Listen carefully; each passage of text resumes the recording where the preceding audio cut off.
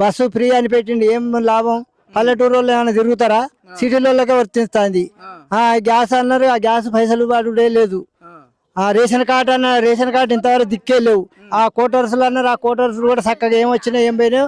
అందరు ఫోటోలు దిగినా ఉన్నాం కానీ ఎవరికి కోటర్స్ కూడా లేదు. నీకు వస్తుందండి పెన్షన్? మాకు పెన్షన్ వస్తుంది. వికలాంగులు 4000. 4000 వస్తుందా? మీకు 6000 చేస్తామని చెప్పిండు కదా. చెప్పిండు కానీ అది ఇంతవరకు ఏది లేదు. అది వస్తే బూటో మాటలే, బూటో మాటలే. అది మాకు పింఛన్ పెంచలే. అది ఎప్పుడు 4 నెలలు ఇస్తా అన్న 4 పోయింది, 5 పోయింది, ఇంతవరకు లేదు. పొలం ఎన్ని ఎకరాలు ఉంది? పొలం మాకు 2 ఎకరాలు ఉన్నది. రైతు భరోసా మొన్న వచ్చింది, ఇన్ని రోజులు రాలే. 2-3 పంటలకు ఒక్కసారి వేసిండు. మరి నేను 3 పంటలకు వేస్తా ఉన్నా, కేసీఆర్ 2 పంటలకు ఇచ్చిండు అనుకుంటా మాట్లాడింది కదా. మరి మీకు 3 పంటలు ఒకటేసారి వేసిండు. అంతేనా? ఒకటేసారి వేసిండు మళ్ళీ. ఇప్పుడు ఊర్లో పంటకేసేది కేసీఆర్ పంటకేసేది. ఏడాదికి 2 సార్లు వచ్చేది. ఇది ఇప్పుడు రేవంత్ రెడ్డి కూడా 3 సార్లు ఇస్తాడు కదా. ఏది 3 సార్లు? ఏది 3 సార్లు ఎక్కడిది? ఆయన గెలిచిన కానీ ఒక్కసారి ఇచ్చిండు, ఒక్కసారి వేసిండు. రైతు బంధు లేదు, మాకు ఏం లేదు. కాపులో చూతారా, మాకు రైతు బంధు చేయలే. ఆ వరకు అన్ని మంచిగా వచ్చేది, ఇప్పుడు ఏం లేదు. రేవంత్ రెడ్డి ఎందుకు వచ్చిండో ఏం కథ మరి. ఏమో మీకు బస్సులు ఫ్రీగా పెట్టిండు కదా. ఈ కట్టని చేస్తానా, గొడ్డు కట్టని చేస్తానా? మేము గొడ్డు కట్టని చేసేటోళ్ళకు రేవంత్ రెడ్డి ఇచ్చిండా? మాకు ఏమన్నా ఈ కట్ట ఏం కట్ట మాకు? మీ గురించే కదా ఆలోచించి పెట్టింది ఫ్రీ బస్సు. ఎవరికో బస్సు పోతుంది, ఆ బస్సు ఎవరు? మా బస్సు వస్తుందా? ఇప్పుడు మేము ఎక్కడికి ఎక్కిపోం బస్సు.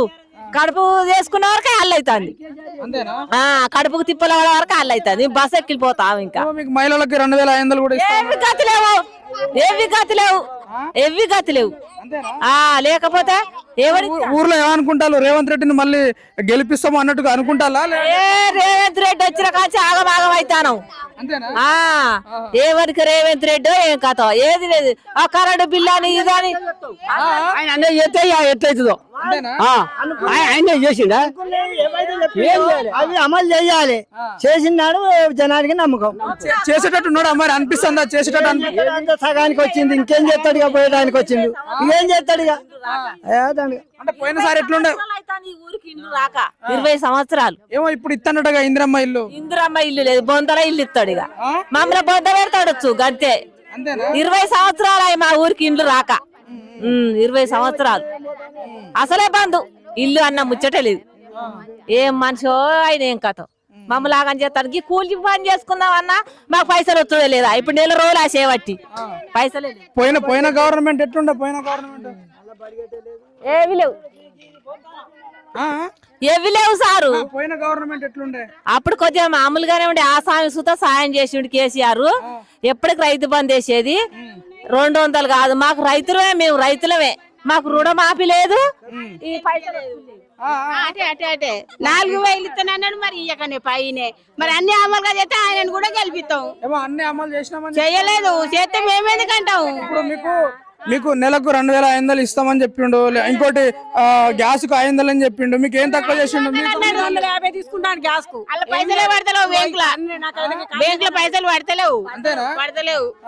మాకు అన్ని పనులు అమలుగా చేస్తే మరి గెలిపిస్తాం. మళ్ళా కేసీఆర్ కే చేస్తాం. ఏం చేయనా కానీ కేసీఆర్ మాకు 200 పింఛన్ ఉంటే 1000 చేసిండు. 1000 2000 చేసిండు. అందరికి రైతు బంద్ చేసిండు. 4 నెలలకు ఒకసారి ఆయన కూడా 2,000 వేసిండు. మోడీ ఏం ఇప్పుడు రేవంత్ రెడ్డి కూడా ఇప్పుడు నువ్వు చెప్పిన అన్ని ఇస్తా ఉన్నాడు కదా.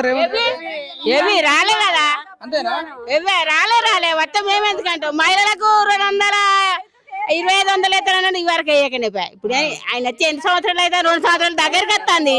ఇచ్చిండ మరి రాలే. ఆ ఫ్రీ బస్సులు అందరూ కరెక్టే. మేము 6 నెలలకు ఒకసారి కూడా పోము. మాకెందుకు ఆ ఫ్రీ బస్సులు? మాకెందుకు 6 నెలలకు ఒకసారి కూడా పోము. ఆ సిటీలో ఉన్న వాళ్ళకే పని చేస్తాయి, మాకేం పని చేస్తాయి?